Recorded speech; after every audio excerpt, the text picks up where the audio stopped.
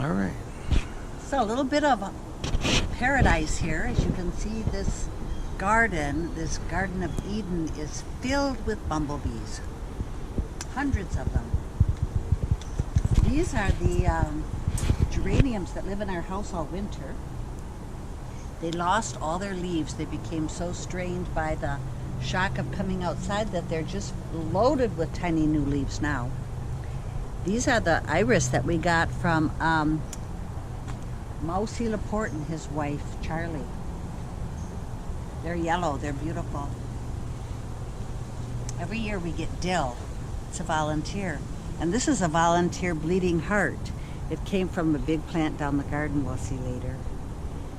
These are some little magical flowers that just seem full of water, and they grow all over every single thing.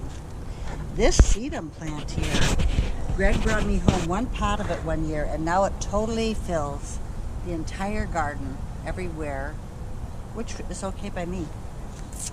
These also transplanted themselves. They're called spiderwort. When Dean was little, she used to squeeze the flowers and say, "Look, I can make ink." They bloom every day of the summer, bright blue, but then they close down in the afternoon.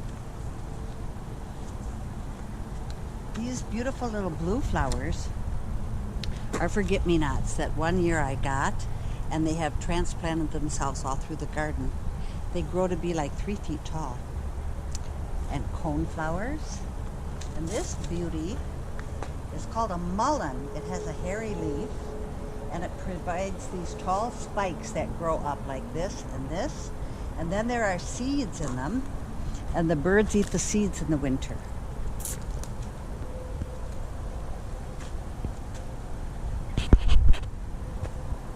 The garden is filled with weeds that just are part of life too. We let them live here if they want to. This is a milkweed plant that we leave growing in here because the butterflies love them. We put these little paths, let's go down the path. We put these little paths in here, but they're a little overgrown. This is called a dogwood.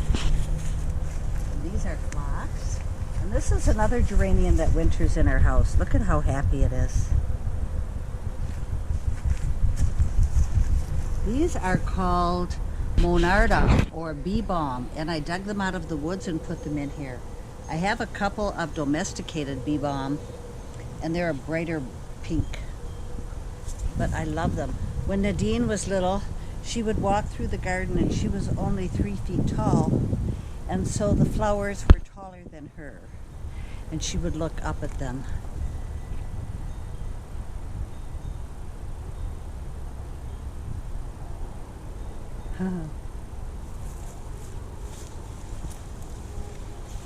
I wish that we could record smell, because these phlox have the most wonderful smell.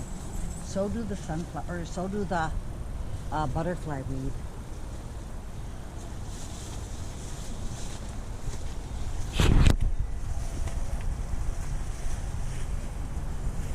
I can't think of the name of this plant right now. It starts with a C, but I have planted like 10 of them, and this is the first time one came back 2 years in a row.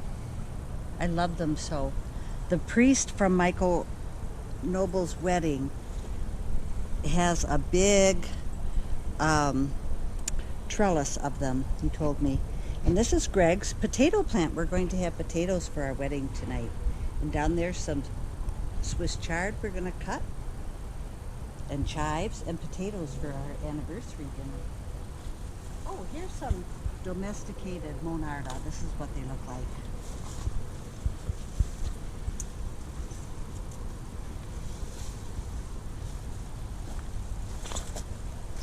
And all this crazy stuff is mint.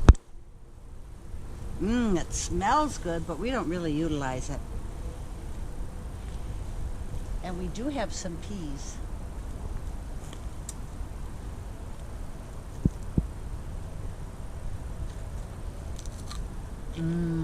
Summertime.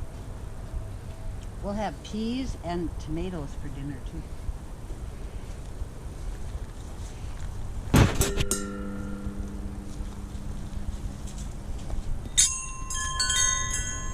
is our beautiful hopa that now resides in the garden. I would like to have that with climbers on it. And that gong is the one Julia and I got in Borneo. This is Winnie's grave. The tomatoes are growing out over it. That's nice. We have a little gravestone we're going to carve, and we buried her there. She's really happy there, I think. She nestled right into the ground. And these are bachelor buttons that I planted this year. Lydia gave them to me. There'll be a beautiful blue flower. And every year I think of, oh, here's one right now. I think of Wendy Oliver. Because when we lived together in the co-op, she wanted to plant bachelor buttons in the garden. I never forgot it. Come on this way.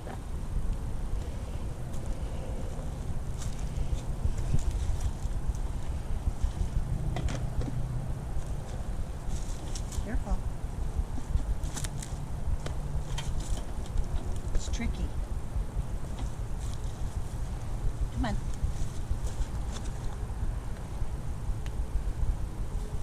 There you go. Okay, you're going to Watch that. There's our tomatoes. And peppers. And peppers.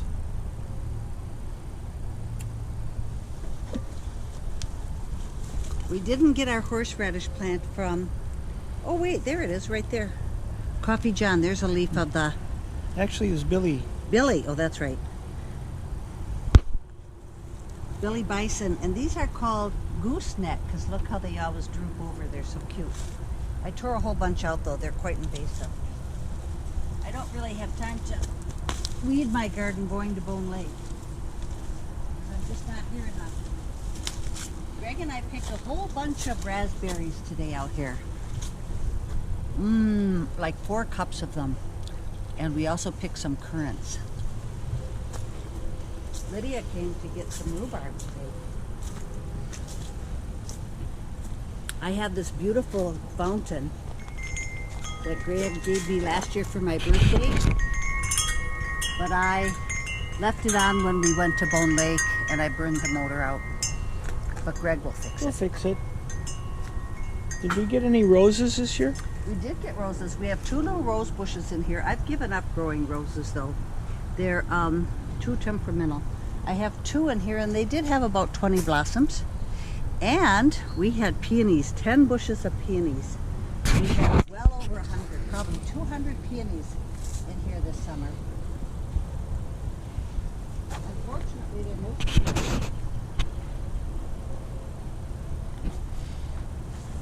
Unfortunately, they're mostly white. Mm-hmm. I would like more colored ones. Yeah. This delphinium was the star of the year. You can see how tall it was and the where the flowers were, and it's been blooming for over a month. It was just a stunning display of blue color. Still is. We have rhubarb, but we don't eat it anymore because it has too much oxalic acid. But Lydia comes and harvests it. And this is a bleeding heart that has just gone insane. It started out as a small plant from the old house, and I put it in here. It's very happy. And these are beautiful this year too. They're called Weigela. This is a weed that decided it wanted to live here, and we said, okay.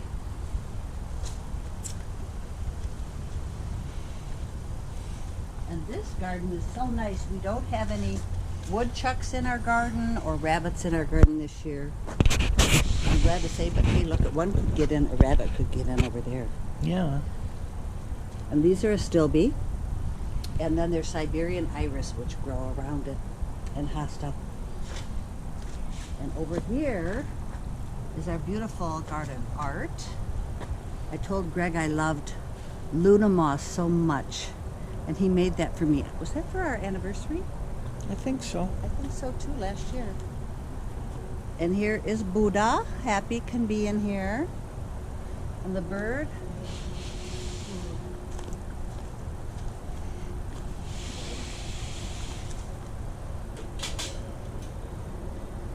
Cardinals really like that. Yeah, but you gotta keep it available.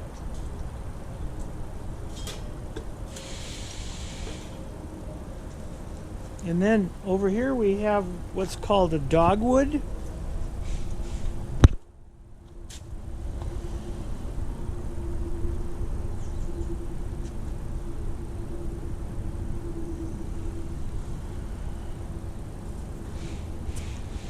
And this is the great backyard we have.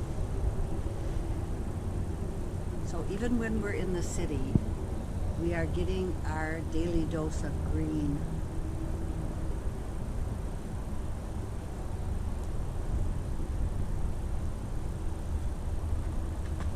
Five years ago, this was a big dirt mound.